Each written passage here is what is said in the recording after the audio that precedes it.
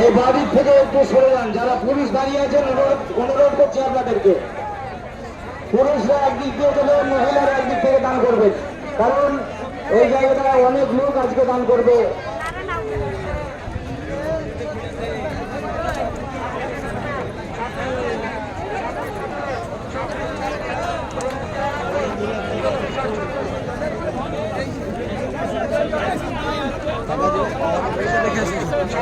দরকার হয়ে যায় আমরা সেটা ব্যবস্থা করবো, এই বলেই আমার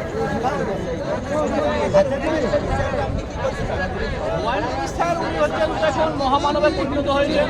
উনি একজন মানুষ হিসাবে মহামানব। তো ওনার উদ্যোগে আজকে এই মানব মসজিদ তৈরি হচ্ছে, আর ওনার দৌলতে আজকে আমরা এখানে এসেছি।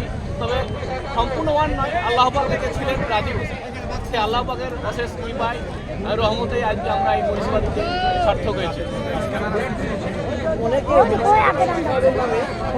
সামনে দিকে যাও, সামনে দিকে যাও দিদি দাও। না, এখানে রাজনীতির বিষয়টা নয়, এটা আমাদের জাতির ইসলামের যে ধর্মীয় স্থান, যে স্থানটা আমাদের ছিল না, থেকেও ছিল না, এটা নষ্ট